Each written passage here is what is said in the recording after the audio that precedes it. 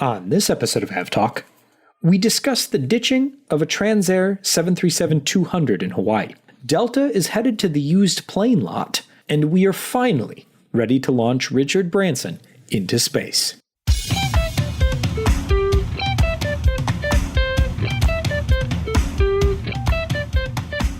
Hello and welcome to episode 119 of AvTalk. I am Ian Petchnick, here as always with Jason Rabinowitz. Hi, Ian. How are you? Hello, Jason. I'm well. How was your week so far? It's good. Shorter week this week, which is nice. I love those 3-day weekends. We should have every weekend be a 3-day weekend. I mean, I wouldn't say no to that. I don't know. I don't really know what I do with my time, though. I think you'd find something. I don't know. I just feel like that would end up being more work. Okay, sure. I don't know.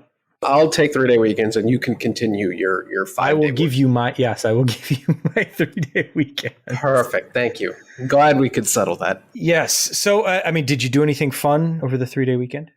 Yeah, but nothing worth talking about. Fair enough. Since we're recording the podcast this week, I did survive camping with all the kids. I should point out that it was a terrible idea, in case anyone was wondering. Having nothing to do with the kids at all, but taking kids camping over the 4th of July weekend, not great for the whole, lots of people lighting off illegal fireworks. Ah, that's how they get you. So that was less than enthusiastic. I was less than enthusiastic about that. But what are you going to do?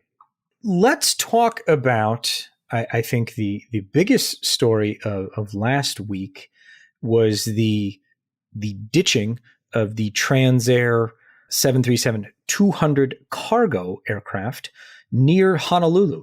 A pretty incredible story, considering that both pilots survived the accident, were rescued by the U.S. Coast Guard and taken to the hospital. The NTSB has said that they are scheduling interviews with the pilots. So that, to me, says that they're at least well enough to be interviewed by the NTSB. So to me, that, in my mind, that's good news.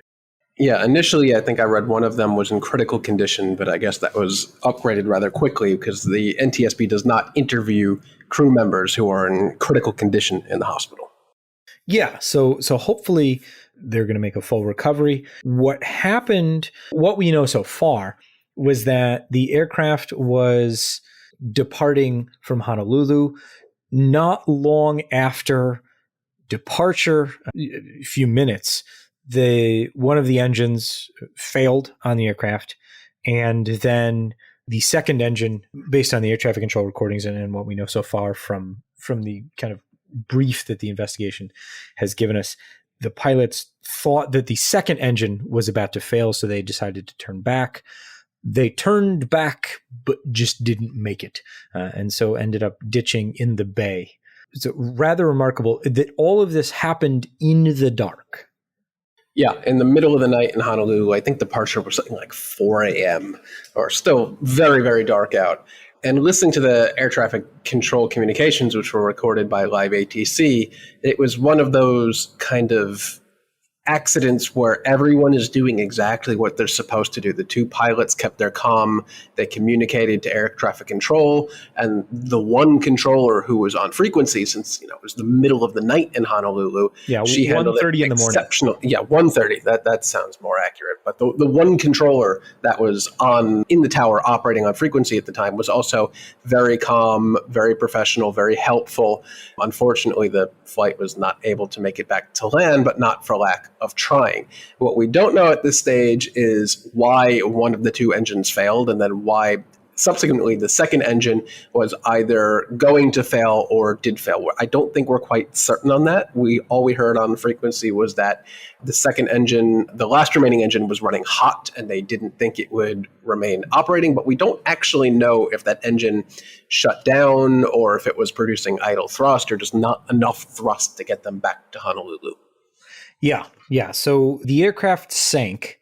And so the investigation that's happening, the stage of the investigation that's happening this week is that they're going to use side scanning sonar to locate the aircraft and then recover the flight data recorder and the cockpit voice recorder.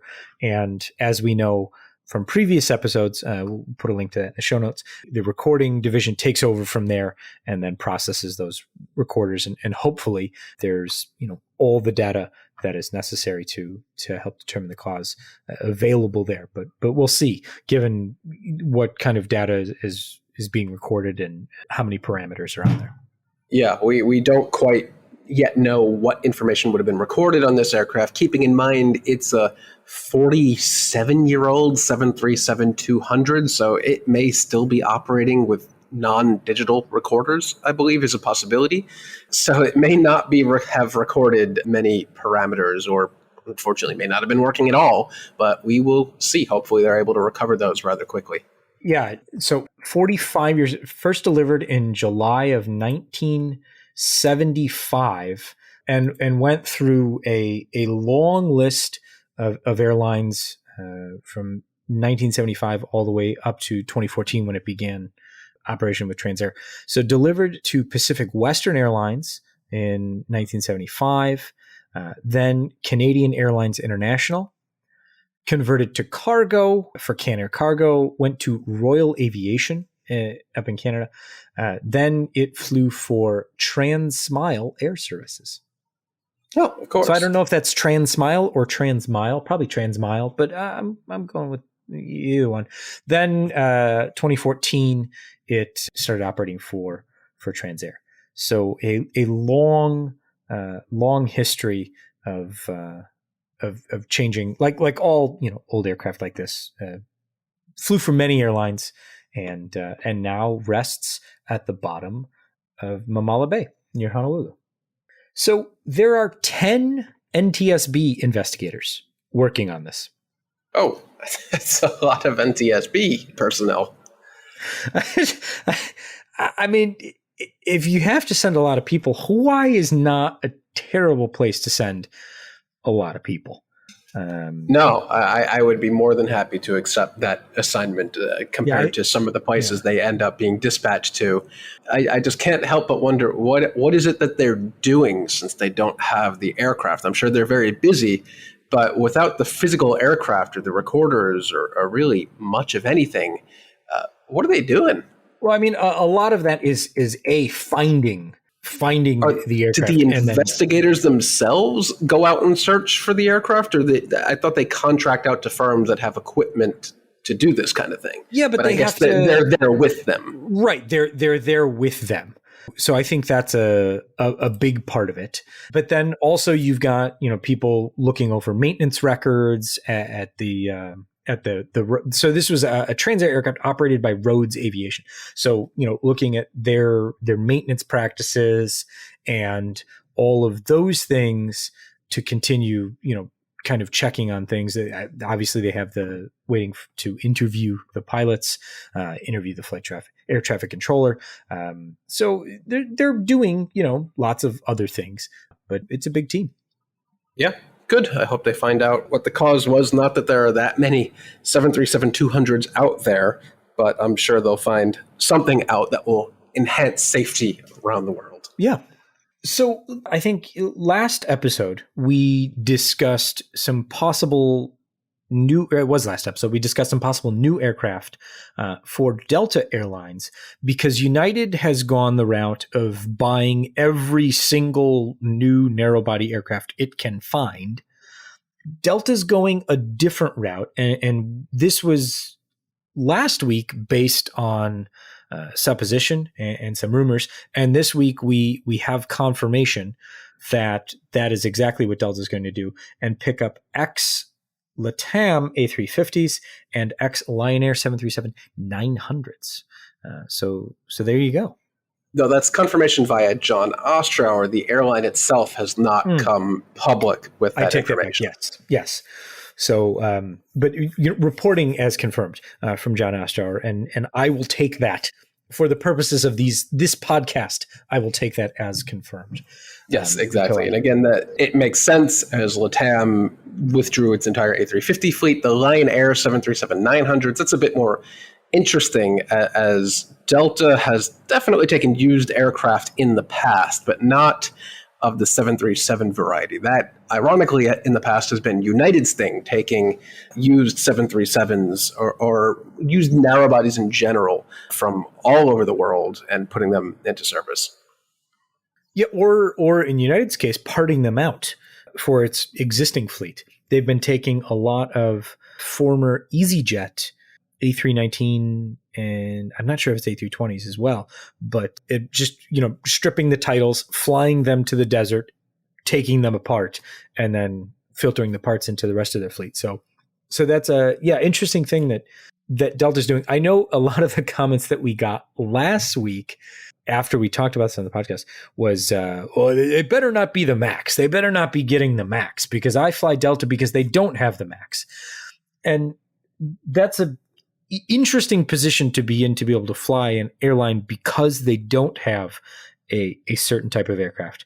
But to me, the Delta taking the MAX just never made sense because they've got this availability, with the used market, that seemed to be the way to go, especially given Delta Tech Ops' massive capabilities. And Delta also has an existing very large NG fleet, and taking these NGs means they don't have to do any additional pilot training. They're ready to go. Yeah, exactly. So that'll be interesting to see how quickly they can filter those in and bring them over. It sounds like Steve Giordano is going to be very busy. He's already very busy. I don't think the man can fly any additional flights. Speaking of, we didn't have this in the schedule, but I want to talk about for a second that one of the flights that his company operated, or maybe he was on, a 737-800, an NG. So this was not a MAX. I think it was from Kansas City all the way to Honolulu nonstop. Yep. That is impressive. It was so he posted on Twitter.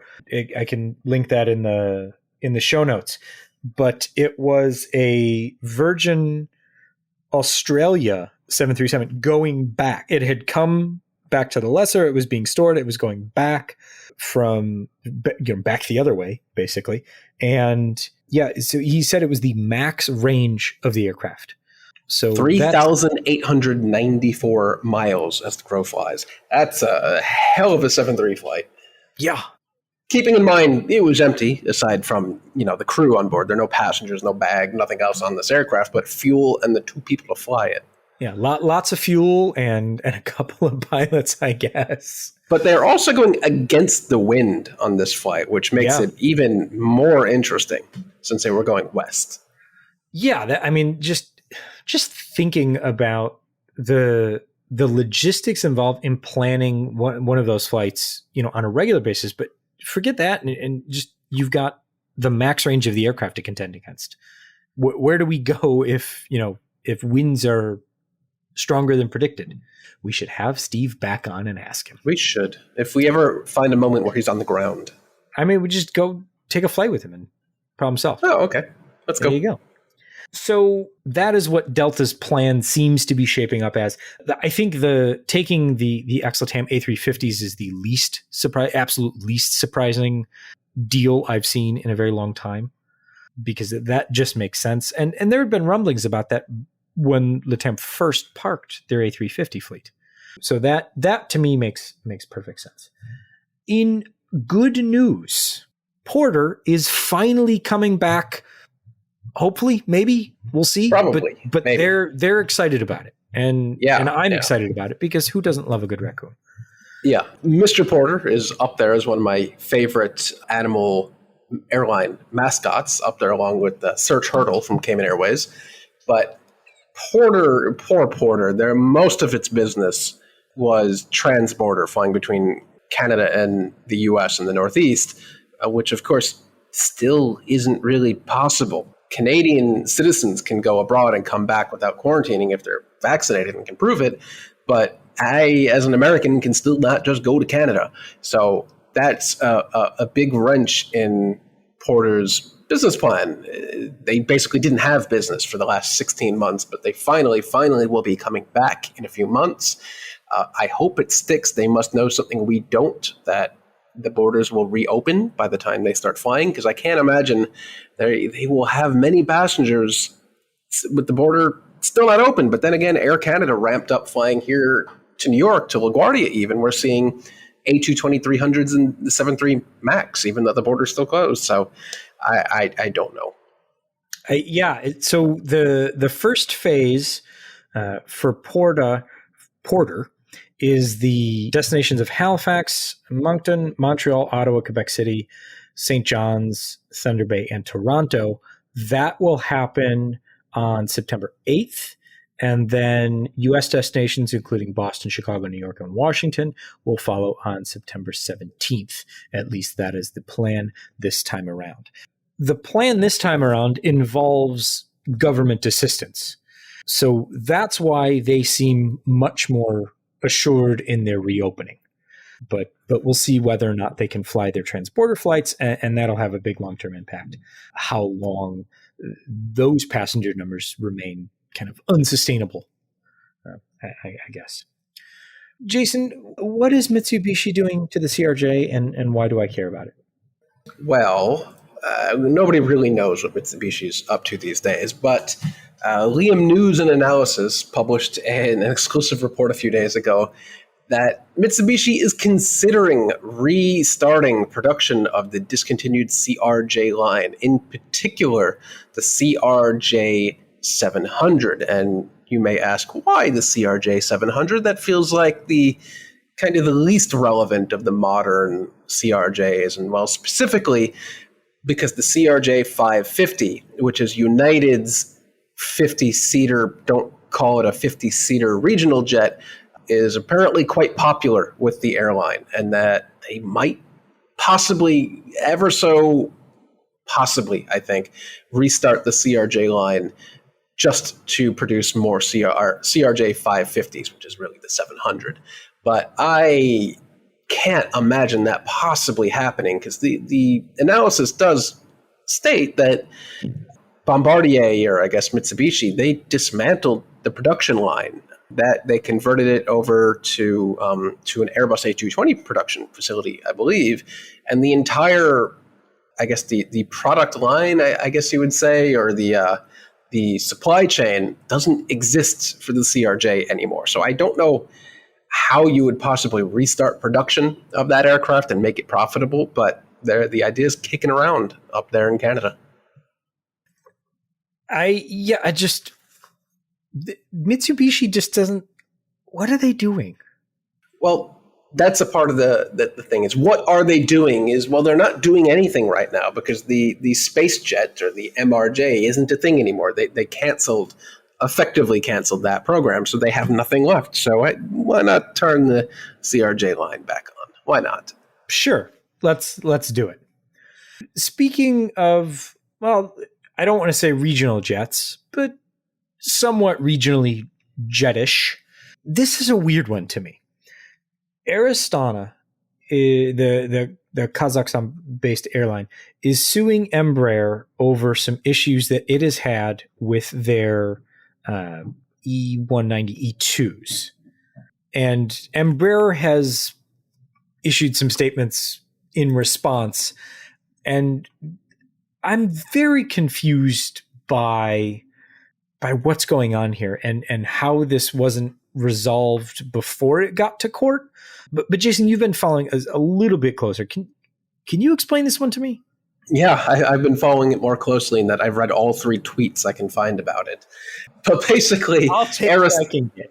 Yeah, you'll take it. Air Astana is one of the very few Embraer E190 E2 customers that are out there right now, and it's experiencing some, I guess you would say, teething issues, as many airlines do with new aircraft.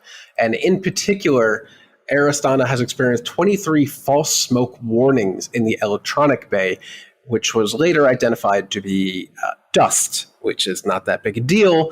But when you have smoke warnings going off and the flight crews take action, that's a problem. So specifically, the ECAS messages have displayed center electronics bay smoke, which, if you're a pilot, that could mean anything. It could mean it's malfunctioning equipment. It could be a bad smoke detector. It could be an actual fire in the engineering bay.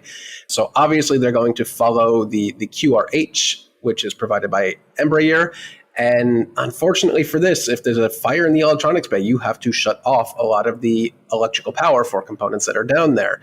And in turn, they have actually had to deploy the ram air turbine, which, if you're not familiar, is a little air-driven turbine that pops out the bottom of the aircraft to generate a little bit of power when pretty much all else fails. It's something you never really want to have to deploy.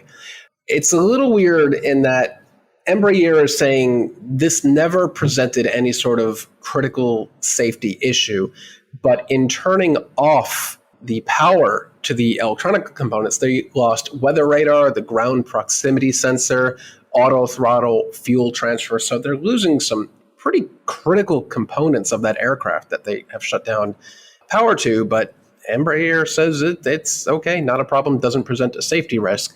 And it seems like Air Astana doesn't quite agree with that. No, they don't agree with it enough so that they filed a lawsuit, which these things, it seems like they would be resolved before they get to court, especially when Embraer doesn't have that many customers for the E2. And you would think that this would be some sort of thing where they could work it out, but I guess that's not the case. And they felt that they needed to file this lawsuit. Or Air Astana felt it needed to file this lawsuit. And Embraer seems very, no, this was a technical issue. It happened. Everything was within everything happened by the book, and we fixed it. And Air Astana then decided that they were going to take their aircraft out of service, and they're mad because they did something. So one assumes that this will settle at some point, as most of these things do, but an interesting one to follow nonetheless, to see if there are others that where this becomes an issue, other airlines having the same issue. Shall we take a short breath catching break and then come back and talk about some of the things that are coming up this week and in the rest of the summer? Yes, we should. All right. We shall be right back. Stay with us.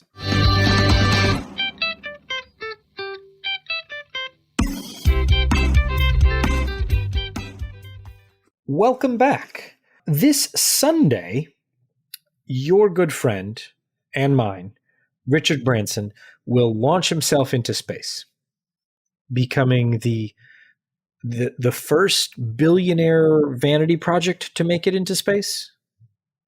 Cool. I don't know if he's my good friend, but good for him. He's only been saying he's going to do this every year since like 2013, so it's about time they actually get to do it. Now it's actually going to happen. He's going to go up in Spaceship 2, which is the spaceship that drops from the airborne launcher for Virgin Galactic, and then they drop from the aircraft, they launch the rocket motor, and then they fly off into space. This only concerns us because both the launcher aircraft and the spaceship itself are equipped with ADS-B, but there's a problem in that ADS-B doesn't play nice with space, in that the numbers make ADS-B go, what? Oh, that's not supposed to happen. We're not programmed for this. So you can track the non-space portion of the flight for that using the registration N202VG, Virgin Galactic. So by all means, tune in Sunday. I'm sure we'll have a post or two about this just to keep tabs on it and follow along. So that'll be interesting, and hopefully it actually happens so we don't have to hear about it any longer. Yeah, until someone else wants to try it on Blue Origin or maybe with SpaceX, or this will come again.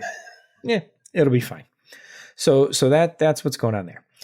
Last episode, we talked about Cranky Dorkfest and Spot LAX.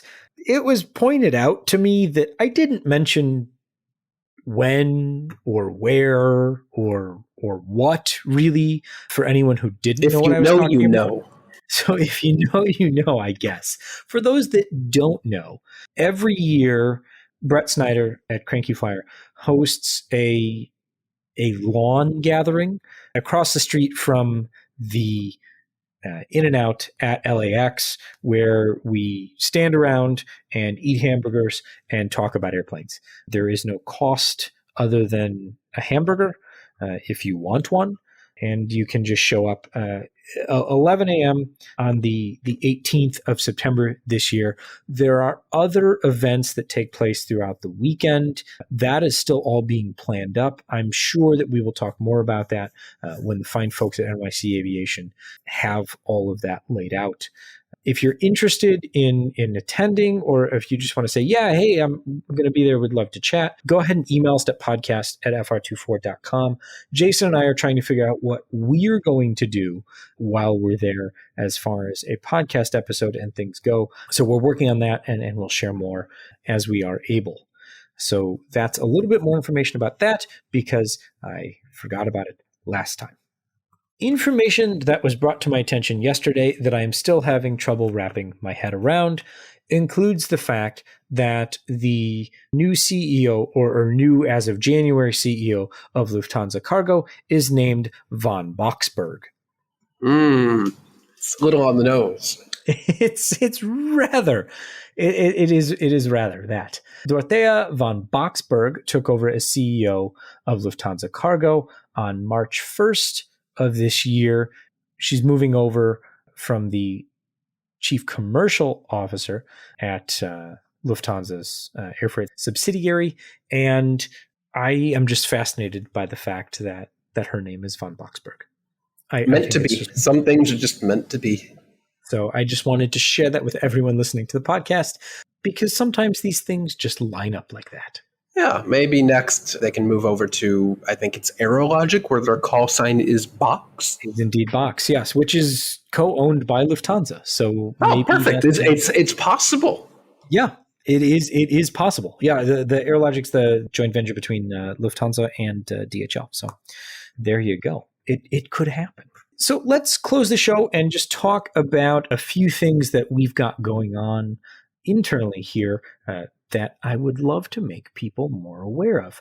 One is that Gabriel Lee, who has joined us on the podcast a few times, interviewing various folks, is a very, very, very, very good storyteller.